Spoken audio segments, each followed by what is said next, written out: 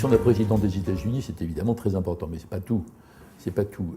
Moi, il me semble qu'il est en train de se passer quelque chose de colossal, dont on parle par certains aspects, mais qu'il faut regrouper, qui est que les Occidentaux, c'est aussi bien nous que tous les autres Européens ou les Américains, nous sommes en train de perdre une sorte de monopole que nous avons eu de la puissance et de l'influence depuis le XVIe siècle. Grande découverte, 4 siècles européens, un monde complètement dominé par l'Europe avant la guerre de 14, puis une sorte d'autodestruction des Européens et le siècle américain. C'est-à-dire que les Occidentaux ne sont pas en train de perdre la puissance et l'influence, qui est colossale et qui peut rester colossale, surtout si elle est employée plus intelligemment que ne l'a fait l'équipe Bush dans les 8 dernières années. Mais en tout cas, ça devrait rester colossal, mais on est en train de perdre le monopole. C'est-à-dire la longue époque où on pouvait décider, nous, tout seuls.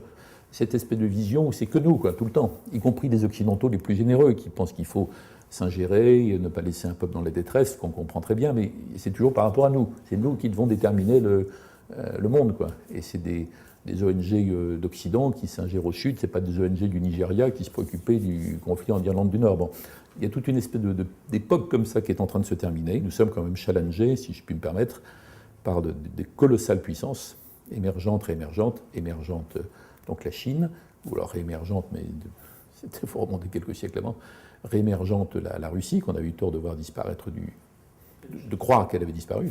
Et il y a plusieurs dizaines de pays émergents derrière. Donc le point clé, c'est comment est-ce que les Occidentaux vont s'adapter à ça? Est-ce qu'ils vont paniquer? Est-ce qu'ils vont réagir de façon surmilitarisée, comme l'administration Bush au début, quand M. Rumsfeld disait que l'Amérique devait être capable de mener seule 3 grands conflits? Et on a vu que même ils ont du mal, ils ont surtout du mal, pas pour des raisons militaires, mais pour des raisons d'analyse politique inepte sur le sujet. Mais enfin, on voit bien qu'il y a un problème. Donc les Occidentaux peuvent réagir à ça de façon paniquée, en ayant le sentiment qu'il y a une sorte de famille occidentale, de bloc occidental qui est menacé par les Chinois, les Russes, les Arabes, les Indiens, les Brésiliens et que sais-je, bon, avec une sorte de panique. Ou alors ils peuvent réagir à ça avec sang-froid, intelligence, stratégie, sens de l'histoire, considérant que, bah oui, il faut quand même partager le pouvoir au Conseil de sécurité, au G8, au FMI, à la Banque mondiale, à l'OMC, etc. Il faut partager, rester ferme sur nos valeurs, mais tout en sachant qu'on n'a aucune baguette magique pour transformer la Chine en un gros Danemark du jour au lendemain. Donc une grande partie du débat sur les droits de l'homme est sans signification concrète, en fait. Mais il faut rester ferme sur nos valeurs, mais se demander, plus qu'avant, comment on va défendre dans ce monde-là nos intérêts vitaux et nos valeurs. Bon. Dans ce contexte, l'élection d'un président des États-Unis, c'est très important. Mais il n'y a pas que ça, il y a tout le reste. Mais ce qui est important pour nous, c'est comment le prochain président va réagir face à cette remise en cause. Bon, on verra.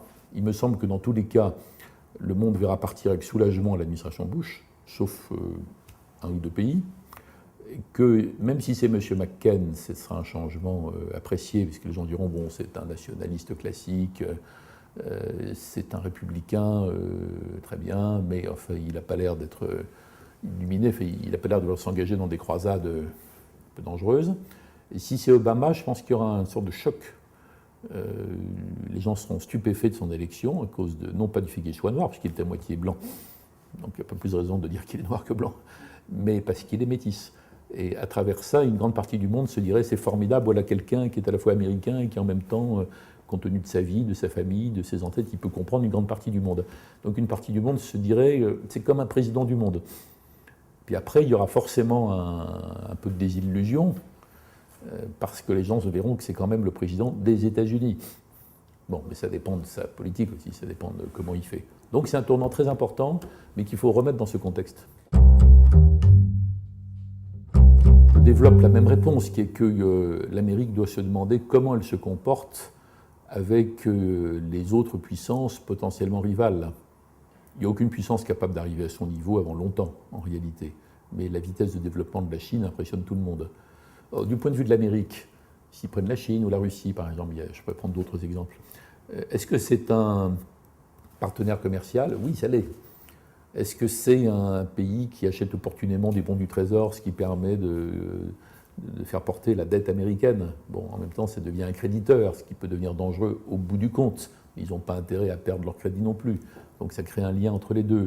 Est-ce que c'est un rival potentiel dans certains domaines, au fur et à mesure que les Chinois arrivent à faire au fond des choses technologiquement compliquées qu'ils ne faisaient pas il y a 10 ans, et puis dans 10 ans, qu'est-ce qu'ils feront, et dans 30 ans, quelle est la technologie qu'ils ne vont pas maîtriser, on ne voit pas bien laquelle. Donc il y a une dimension de rivalité, de concurrence par rapport à ça.